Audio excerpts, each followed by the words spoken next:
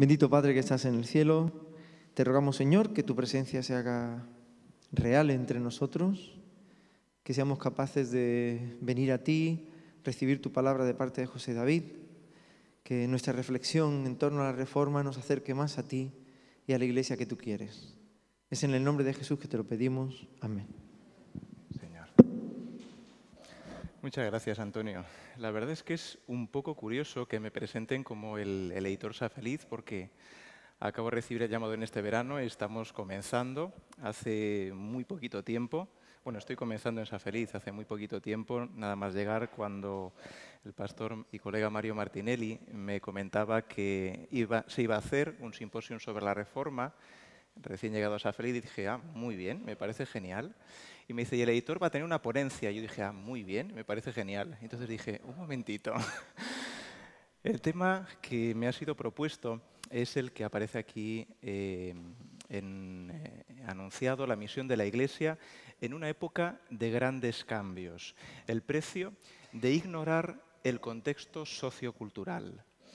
Recuerdo unas clases que tuve doctorales con el colega y pastor Richard Lehmann hace poquito tiempo todavía, de misiología, y he tenido la tentación de comenzar con la siguiente frase: la Iglesia o llega a ser o es misionera o no será.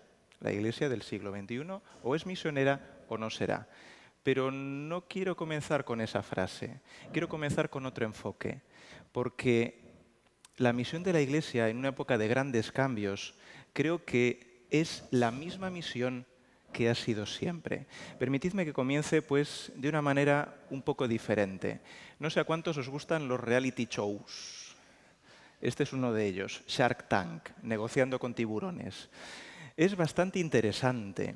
Es un reality en el que se trata de que hay un panel de inversores, que son los señores que están ahí todos sentados, y hay diferentes personas que tienen negocios y vienen para exponer su negocio, explicar de qué va y pedir una inversión. Hay una cierta negociación y los inversores le preguntan, pues bueno, de qué va el negocio, qué resultados ha tenido hasta ahora, qué proyección de futuro tiene en su negocio, y le hacen preguntas a veces un poquito complicadas. Son inversores, gente que están acostumbrados a hacer negocios, a ver proyecciones de futuro, a ver lucro y rendimiento.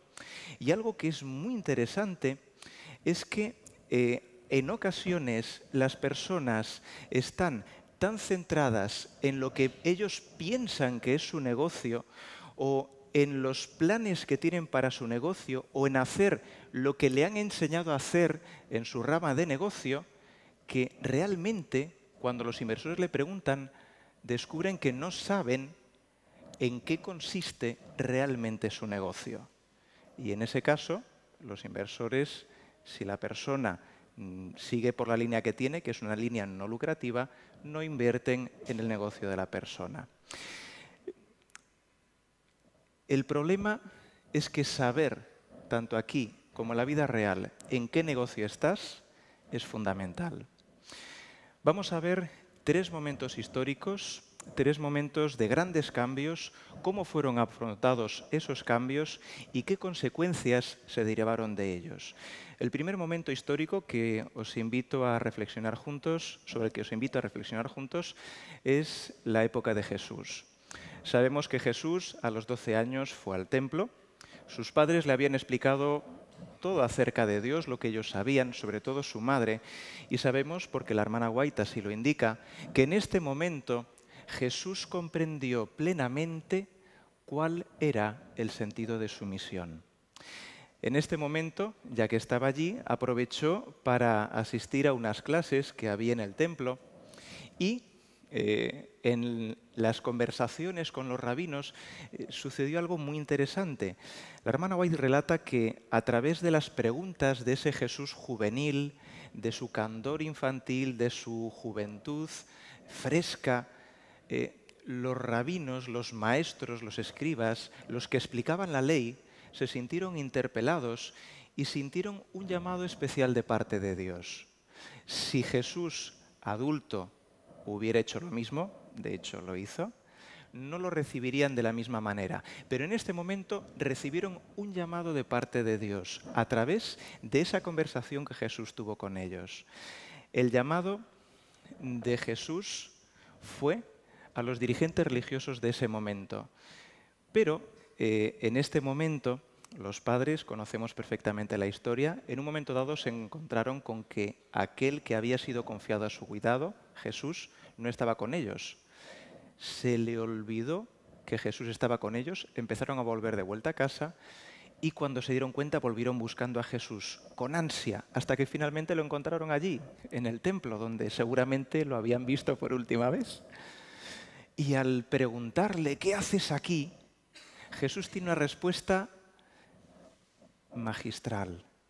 Les pregunta, ¿pero acaso no sabíais que en los negocios de mi Padre me conviene estar? De una manera muy sencilla, con el mismo candor juvenil, les recordó que los negocios del Señor son los primeros y que ellos, si habían perdido de vista a Jesús, es porque no habían estado suficientemente atentos al encargo recibido. En la época de Jesús había un llamado claro al pueblo de Israel. Un llamado claro porque fue el llamado que los israelitas habían recibido desde el principio. Dios llamó a un pueblo especial para que caminara delante de él y le reflejara. Pero en la época de Jesús encontramos una polarización muy clara, muy marcada, que vemos reflejada en multitud de textos bíblicos. Los típicos que hablamos de época de Jesús son los fariseos y los saduceos. Y los escribas que andan un poquito en medio, porque había escribas tanto fariseos como los menos saduceos. En la época de Jesús encontramos una gran polarización entre, permitidme ser antes simplista que incomprensible, había una gran polarización entre sinagoga y el templo. Había una gran polarización entre la religión institucional centralizada en el templo, personificada en los saduceos, que en ese momento tenían el control del templo y los sacrificios del sacerdocio, y los fariseos, que permitidme la simpleza de decir que habían ganado la calle, que eran los maestros del pueblo, que cuando se trataba de alguna cuestión, los fariseos eran los que podían levantar y enarbolar la enseña de la reforma, la enseña de lo puro, de lo que era ser judío, a lo que Dios les había llamado como nación, porque los saduceos eran unos vendidos. Esta dicotomía da una situación muy curiosa. En la época de Jesús nos encontramos, por un lado, a los saduceos, que era la clase alta, estaba centrada en la gestión de los rituales y que eran la parte institucional. Ellos defendían, nosotros tenemos la tradición de nuestro lado, tenemos las instituciones religiosas de nuestro lado. Y por otro lado, con una parte de verdad, pero con una gran parte de reacción frente a esto, tenemos a los fariseos que preconizaban la vuelta a lo que era realmente ser judío. Aquí simplemente me gustaría haceros una reflexión. Ambos bandos tenían unas discusiones apasionantes, pero ambos bandos había solo una cosa que les unía, y era su rechazo a los romanos como enemigos y como invasores. Y cuando vino Jesús con su ministerio mesiánico, curiosamente ambos bandos se unieron en el rechazo a Jesús. Es muy curioso, porque cuando Jesús vino trayendo su mensaje como Mesías a su pueblo, ninguno de los dos bandos estuvo listo para recibirlo. Ninguno de los dos bandos le reconoció como Mesías. Ninguno de los dos bandos pudo ser capaz de escuchar en su mensaje las palabras de Dios. Y sin embargo, era algo que hoy en día, por lo menos nosotros, parece que lo tenemos muy claro. Su mensaje, el mensaje de Jesús, entre otras cosas, hizo que los fariseos y los saduceos quedaran absolutamente relegados.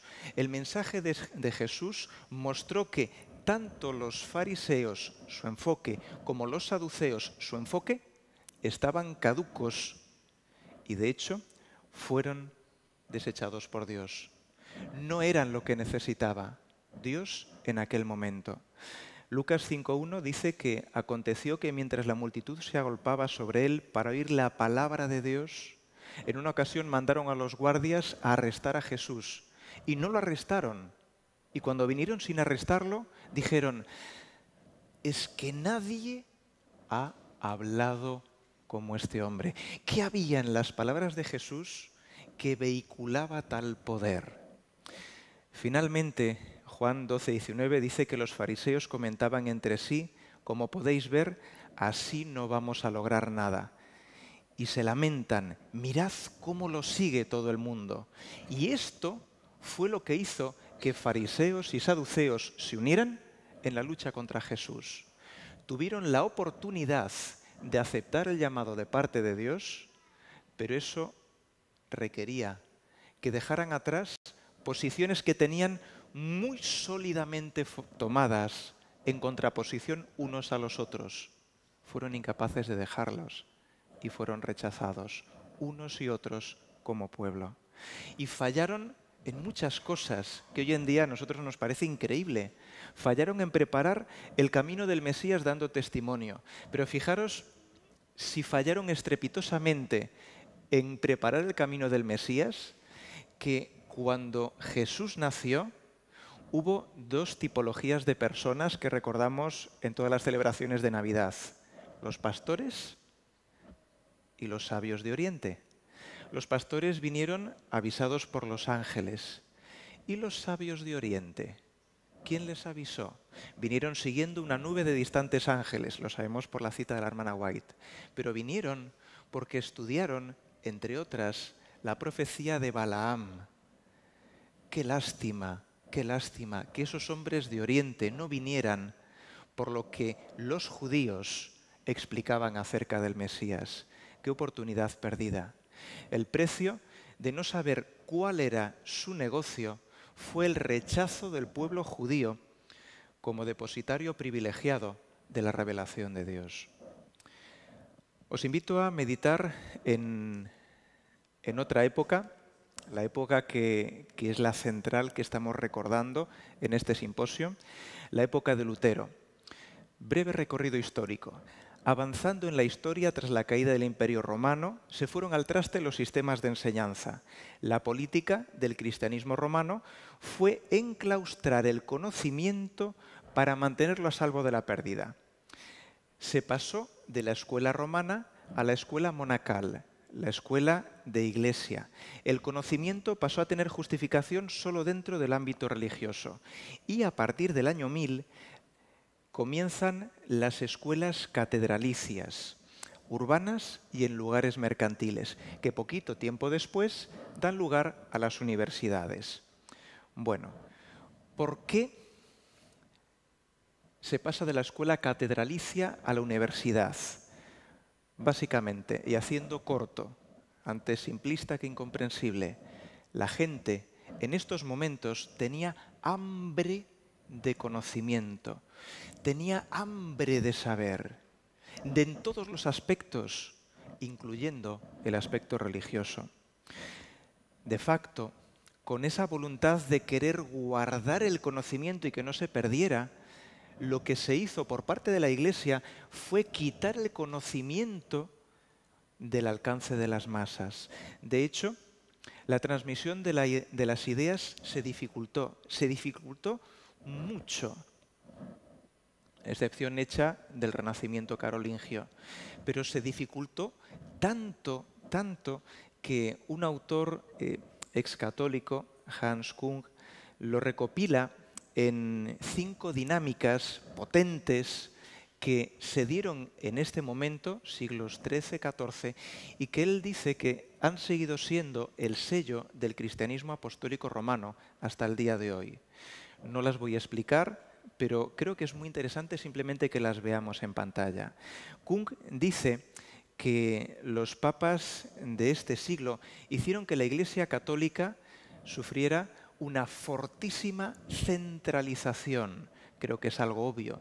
Necesitaban mantener una identidad que librase a la Iglesia de herejías, necesitaban tener las riendas bien cogidas.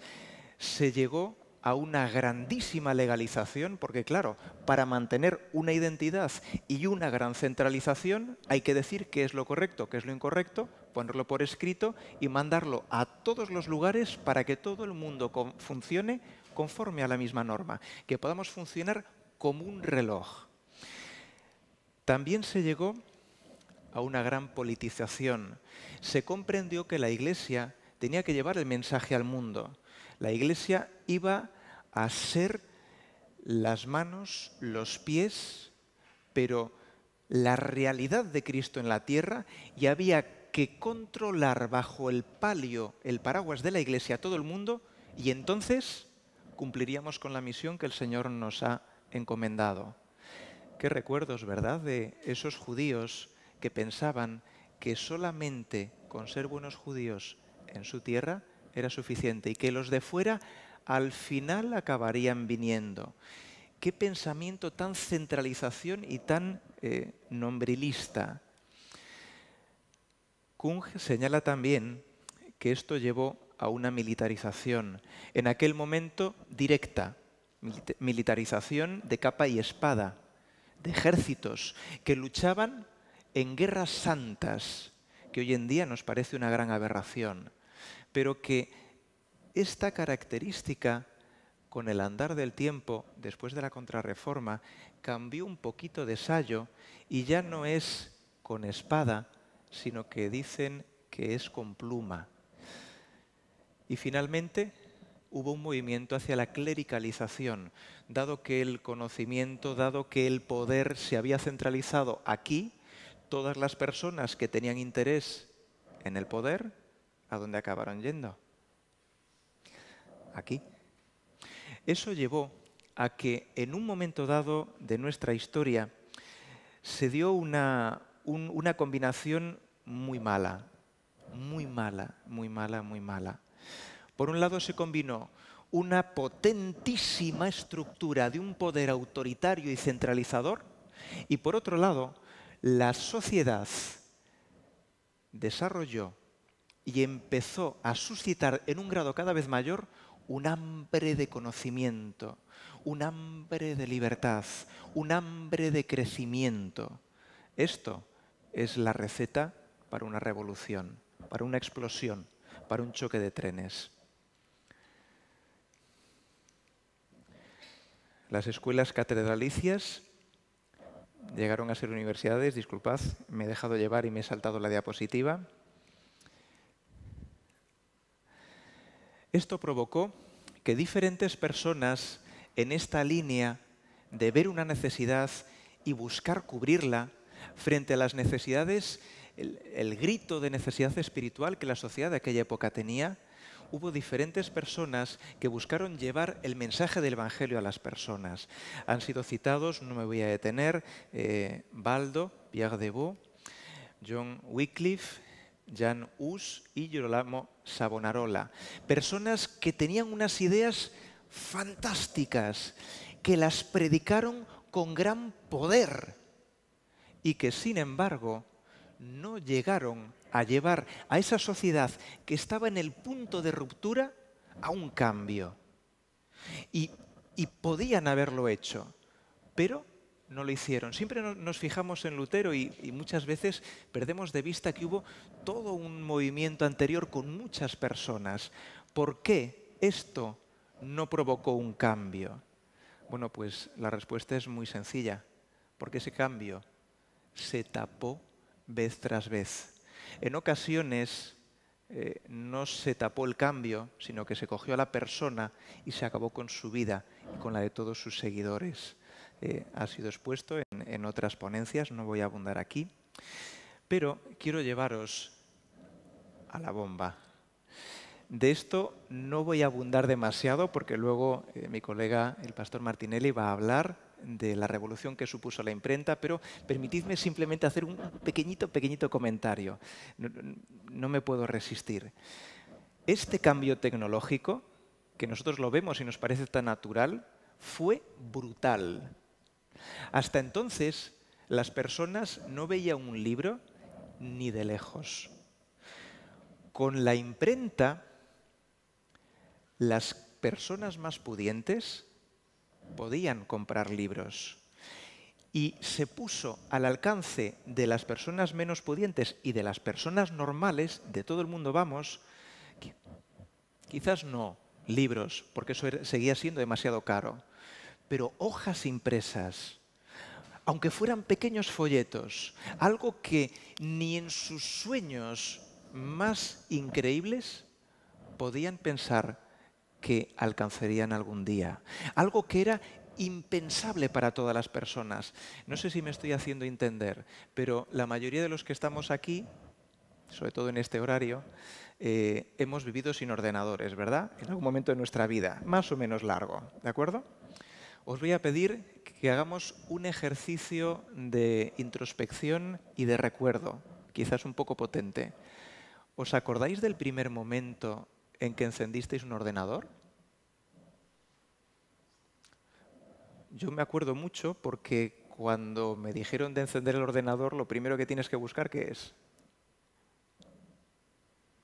¿Dónde está el botón, no? No sé vosotros, pero yo no sabía cómo se encendía aquello. No tenía ni la menor idea.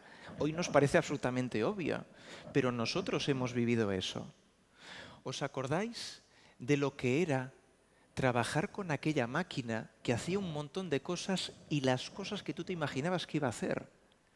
Era algo que te abría unas posibilidades increíbles. Eso fue lo que pensaron, lo que vivieron las personas que gracias a este progreso tecnológico empezaron a tener hojas impresas en su mano. Las 95 tesis de Martín Lutero fue, con mis disculpas Néstor, yo creo que fue el primer bestseller. En un mes la estaba leyendo el Papa en su palacio. Eso es increíble, impensable. Increíble. Lutero tuvo el grandísimo privilegio de que sus ideas, él supo que no iban a morir con él, que se habían difundido de tal manera que muchas personas iban a pensar en ellas. Otros reformadores, prerreformadores, lo perdieron totalmente. Fijaros, con este cambio tecnológico, lo que se produjo fue algo muy curioso, y es que era crónica de una muerte anunciada. Se produjo la explosión que en realidad todo el mundo estaba esperando. Podemos hablar de si en la Reforma unos se aprovecharon espiritualmente y otros se aprovecharon temporalmente. No vamos a tocar esto. Pero en la Reforma lo que sí que fue claro es que desde el punto de vista de la Iglesia Católica perdió un monopolio clarísimo que tenía con mano de hierro hasta aquel momento. Nunca hasta entonces una organización había tenido un nivel de control tan alto sobre tantas vidas al mismo tiempo. Y lo perdieron porque, permitidme realizar la afirmación, Dios permitió que en aquel momento se produjera un cambio tecnológico que permitió vehicular la misión de la predicación del Evangelio en aquel momento. Y este clic hizo que la Iglesia Católica, teniendo la oportunidad de aceptar, por la mañana otros colegas lo han expresado fantásticamente bien, perdió la oportunidad de teniendo la oportunidad de reformarse, de volver a replantearse si estaban dentro de la misión de Dios o se habían perdido por el camino, dijeron no. Tal como estamos bien, esto pasará. Y pasó por encima de ellos y perdieron el monopolio y perdieron la oportunidad. De estas maneras llegamos a la época actual, que es la última época histórica por motivos evidentes. Y en la época actual me gustaría que nos pudiéramos preguntar de una manera rápida qué cambios estamos viviendo hoy, qué similitudes, qué diferencias, qué podemos aprender de situaciones de los cambios que hemos vivido en el pasado. Permitidme que introduzca un concepto de sociología, concepto de generación. Yo he tomado el concepto de Bloch, 1974. Los hombres que nacieron en un mismo ambiente social en fechas próximas sufren necesariamente, en especial durante su periodo de formación, influencias análogas. La experiencia prueba que su comportamiento actual con respecto a los grupos más viejos o más jóvenes presenta rasgos distintivos generalmente muy claros. Esta comunidad de influencias que procede de una comunidad de edad constituye una generación. Cuando hablamos de generación, hablamos de esta idea. Los de mi quinta, ¿de acuerdo? Los que ponemos referencia de una película, de una canción, y enseguida sabemos de qué estamos hablando. Que uno empieza un chiste y el otro lo acabe porque era de nuestra época, ¿de acuerdo? Fijaros qué cosa tan curiosa estamos viviendo hoy que nunca antes se ha vivido. Hoy estamos viviendo en un momento en el que más generaciones que nunca antes están vivas al mismo tiempo. Falta una, ¿vale? No he encontrado uno suficientemente actualizado. Las cifras son orientativas, pero tenemos a la gran generación de nacidos entre 1906 y 1924. Generación silenciosa, 1925-1945. Baby Boomer, desde la final de la Segunda Guerra Mundial, 1964. Generación X, 1965-1981. Generación Y, Millennial Generation, 1982-2000. Y la generación Z, del 2001 hasta el 2010. Aquí cada uno se puede ver en la foto donde le toque. Esta es la realidad de nuestra Iglesia. ¿Es raro que sea tan difícil ponernos de acuerdo? Es más difícil que nunca antes ponernos de acuerdo sobre muchas cosas, porque tenemos referentes muy diferentes, las diferentes generaciones. Es lo que hace que una generación sea una generación y otra generación sea otra generación. Rápidamente, fijaros, generación de los baby boomers. La generación de los baby boomers son reflexivos y lentos a la hora de tomar decisiones, generalmente. Cuando las toman es después de una gran reflexión previa. Su medio de llegar a la información, comunicación, la televisión fue el medio básico de influencia. Su medio de comunicación preferido es el teléfono y es una generación que se motiva por el orden y la estructura. Siguiente generación, esta me toca a mí más de cerca. Es una generación que ha utilizado el ordenador mucho más. Esta generación, ya a diferencia de la anterior, que es analógica, es inmigrante digital. No nativa, pero sí inmigrante. Han hecho el cambio. Y esta generación utiliza muchísimo en su habitualidad el correo electrónico.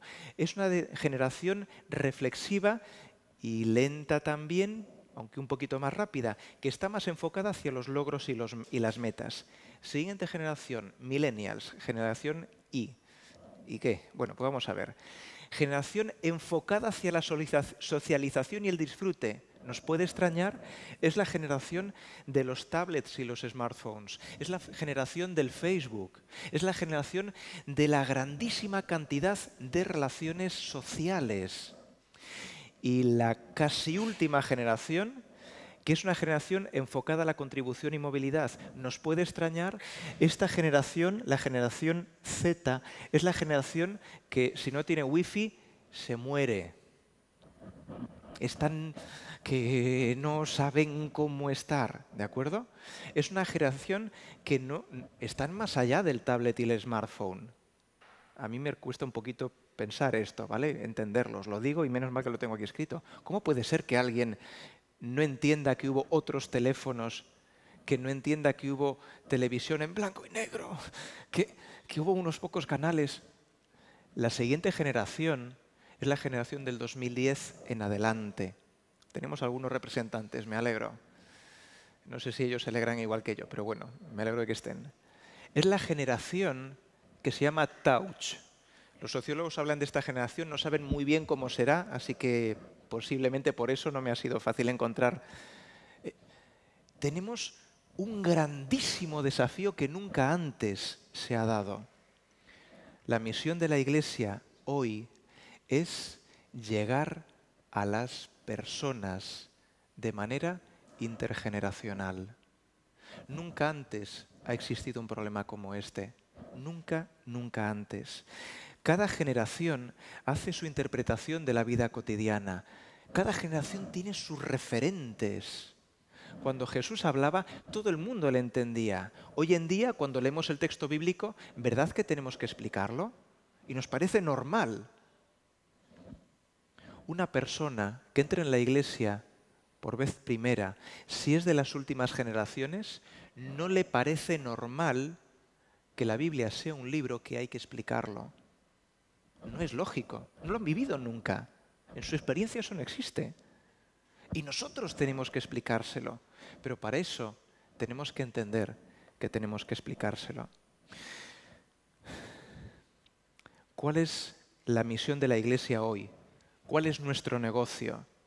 Pues yo creo que es muy sencillo. Realmente es el mismo que ha sido siempre. Es llevar a Dios a las personas. Es ser cartas leídas por las personas. Pero, ojo, aquí hay un pequeño clic, un pequeño matiz. Es ser cartas leídas y comprendidas por las personas. Y esta es la dificultad. Creo que es ahí donde se está jugando ahora mismo. ¿Qué errores se cometieron y no deberíamos cometer?